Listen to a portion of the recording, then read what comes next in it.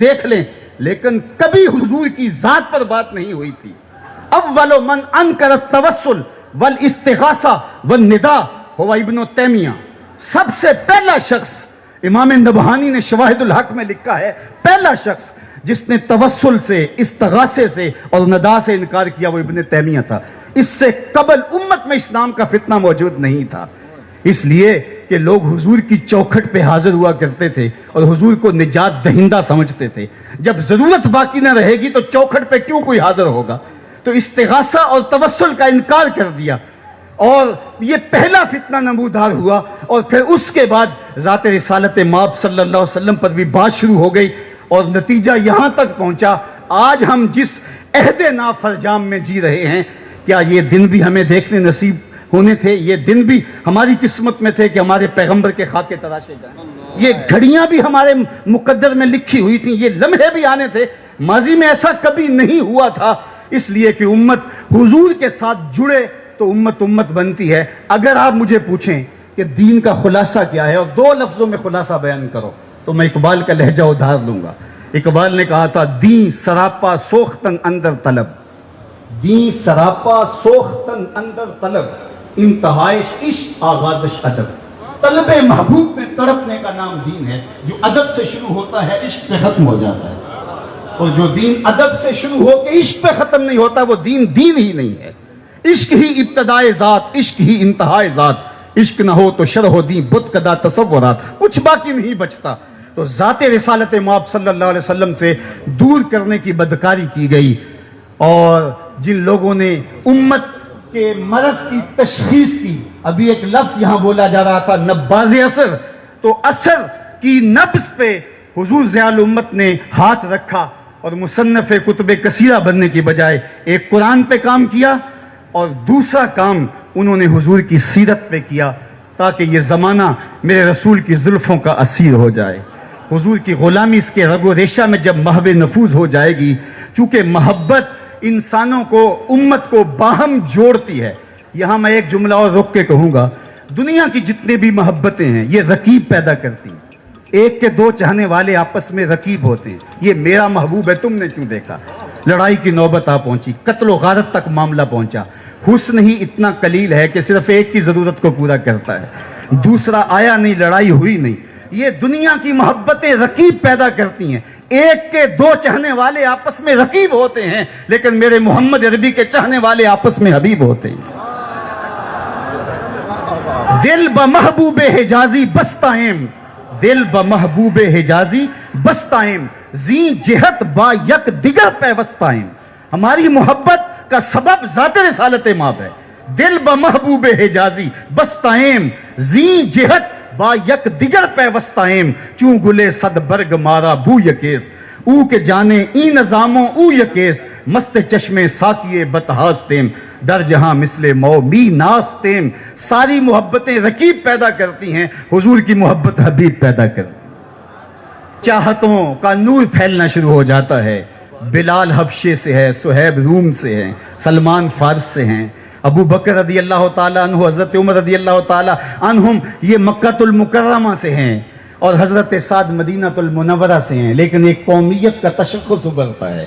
یہ قومیت وجود میں نام محمد صلی اللہ علیہ وسلم کی وجہ سے آتی ہے۔ اس لیے اقبال نے بھی کہا تھا، قوت عشق سے ہر پست کو بالا کر دے، دہر میں اس میں محمد سے اجالا کر دے۔ دہر میں روشنیاں ہوں گی تب جب حضور کے دامن سے لپٹ جائیں گے۔ تو کہا کہ دی سراپا سوختن اندر طلب، اللہ اکبر، انتہائش عشق آغازش ادب۔ تو جب یہ بدکاری کی گئی کہ حضور کی ذات سے لوگوں کو الگ کر دیا جائے، اور پھر اس کا نتیجہ فرقہ بندی ہوگی، اور حضور کی ذات پر، حضور علیہ السلام کے حوالے سے جب اوہام پیدا کیے جائیں گے، حضور کے حوالے سے جب عقیدوں میں تزلزل پیدا کیا جائے گا، پھر نتیجہ یہی ہوگا کہ وہ وارفتگی، وہ محبت، وہ شوق فراواں موجود نہیں رہے گا، اور جس کے نتیجے کے اندر امت کمزور ہو جائے گی، اور ان کو بے یقینی کا مرض لاحق ہو جائے گا، جس کو اقبال نے کہا تھا، سن ہے تہذیب حاضر کے غلام، غلامی سے بدتر ہے بے یقینی۔ آج قوم کو بے یقینی میں مبتلا کرنے کی جب سازش کی جا رہی ہے، تو ہم دیکھتے ہیں کہ ضیاء النبی ایک ایسا روشنی کا منبع و مصدر ہے، ایک ایسا جلتا ہوا چراغ ہے کہ جب آپ اس کو کھولتے ہیں تو روشنیاں پھوٹنے لگتی ہیں، اجالے نکلنے لگتے ہیں اور سطر نور بانٹتی ہوئی نظر آتی ہے. اور جب اس سیرت کی خوبصورت کتاب کو آپ پڑھتے ہیں تو آپ کا دل حب رسول سے سرشار ہو جاتا ہے. تیسری بات جو میں نے کہی اور میری گفتگو اختتام کی طرف چلی جائے گی، حضرت عبداللہ بن عون کہتے ہیں کہ میں چاہتا ہوں کہ میرے چاہنے والے اور میں اس دنیا پہ رہ کے یہ 3 کام کر جائیں تو ہمارے لیے کافی ہے. ایک تو لوگوں کو قرآن کی طرف لے کر آئیں، دوسری بات لوگوں کو حضور کی سنت اور حضور کی سیرت کی طرف لے کے آئیں، اور تیسرا کام میرا کرنے کا یہ ہے جو میں ارادہ رکھتا ہوں اور اپنے متبعین اور اپنے محبین اور اپنے ساتھیوں سے بھی اس کی توقع رکھتا ہوں، وہ یہ ہے کہ میری زبان سے کسی کے لیے کلمہ خیر کے علاوہ کچھ نہ نکلے. آج ہماری تقریریں، آج ہماری تحریریں، آج ہماری تدریس تشتت و افتراق کے بیج بونے لگے اور امت پہلے ہی ٹکڑے ٹکڑے اور فرقہ فرقہ ہو، اور پھر ہم نئی فرقہ بندی کی بنیاد فراہم کر رہے ہوں اور اس طرح سے ہم ایک دوسرے پر تان و تشنیع کے تیر برسا رہے ہوں، تو اس ماحول کے اندر ہم دیکھتے ہیں ضیاء النبی ہو یا ضیاء القرآن ہو یا سنت خیر الانام ہو، یہاں کس درد مندی کے ساتھ لوگوں کو حضور کی دہلیز پہ لانے کی کوشش کی جا رہی ہے. یہ لفظ چبھتے ہوئے نشتروں کی طرح اور تیروں کی طرح نہیں ہے، بلکہ یہ وہ شخص جو احساس زیاں بھی کھو بیٹھا ہے اور اس کا کارواں بھی لٹ چکا ہے، اس کو بتایا جا رہا ہے کہ تم نے کس طرح اپنے لٹے ہوئے قافلے کو دوبارہ آسودہ منزل کرنا ہے اور کس طرح تم نے جو ہے وہ امت واحدہ بننا ہے. تو گویا یہ تیسرا کام اگر ہم دیکھیں تو ہمیں جو ہے وہ حضور ضیاء الامت کی صورت کے اندر، ان کے کام کی شکل کے اندر نظر آتا ہے. تو یہ 3 لوگ یار بیگانے تو بیگانے رہے، اپنے تو اپنے رہے، انہوں نے بیگانوں کے لیے بھی جو ہے وہ الفاظ کا چناؤ اتنا خوبصورت کیا ہے اور لہجے میں اتنا درد اور اتنی محبت اور اتنی مٹھاس رکھی ہے کہ وہ بھی میرے حضور کی زلفوں کے اسیر ہو جائیں. ان کے لیے بھی چبن اور ان کے لیے بھی تانوں کے انداز سے بلایا نہیں گیا ہے، بلکہ اسلام کا جو طریق حکمت ہے وَجَادِلْهُمْ بِالَّتِي هِيَ أَحْسَنُ، اس کی عملی تصویر پیش کی ہے. کس کو پتھر مارے ناصر کون پر آیا ہے، دل کے شیش محل میں ایک ایک چہرہ اپنا لگتا ہے.